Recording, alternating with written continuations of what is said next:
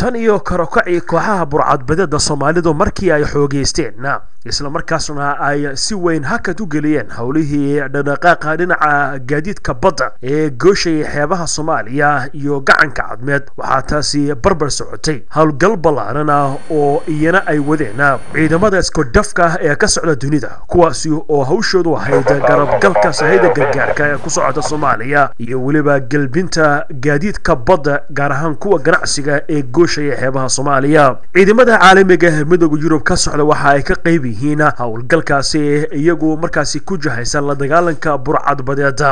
We can take off on alert after a distress call of one vessel.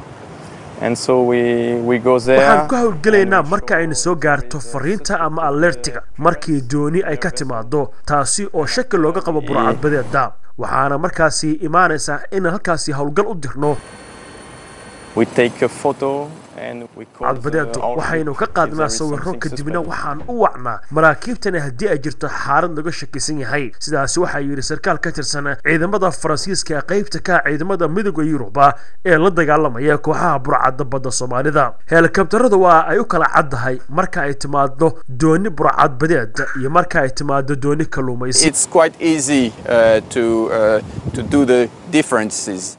way fududahay inaan si fudud ku kala saarnaa farqiga u dhaxeeya ninka kalluumaysatada ah iyo burcadbadeeda waxay isticmaalaan tuulal ay ku jiraan hub waxyaabaha qarxa iyo waxyaabo kale adeegsan karin kalluumaysatadu. tan iyo bishii August maraakiibta qaarkood waxaa fariisin u ah magaalada Mombasa ee dekedda waddankaasi Kenya halkaasi oo ay ka qaadaan hawlgallada la xiriira la dagaalanka burcadbadeeda.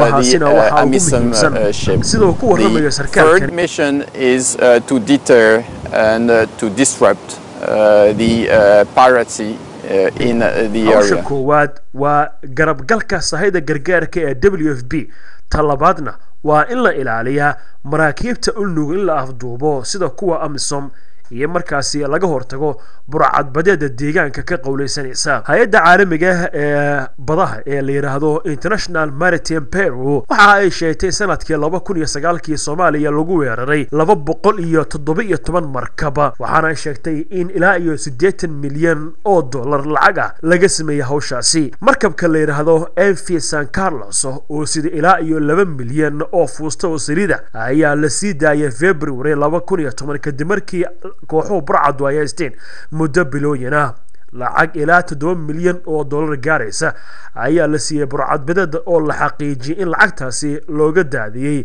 diyaarad helicopter oo lacagtaasi dusha uga daadisay. burcadbadeedu si guud waa mid dareen ku leh hawsha gacanka cadmeed waana halka ugu badan ee ganacsiga adduunku waxayna saameyn ku yeelanaysaa xitaa ganacsiga Yurub ayuu leeyahay sarkaalkani. Piracy in general is a concern. The Gulf of Aden is one of the areas where the commercial traffic is the heaviest in the world. If there is a threat against this commercial traffic, that may have a huge impact on the European market. hawlgalka burcadbadeedu ay geysanayaan waxaa sidoo kale ku lamaasan isdifaacidooda ku aadan in ay ka hortagayaan maraakiib iyaguna kalluumaysi sharci darro ka wada xeebaha Soomaaliya iyo waliba kuwa kale oo markaasi ujeedkoodu u yahay inay badda Soomaaliya ku aasaan sun iyo waxyaabo kale. Mawlid Xaaji, SBC Television.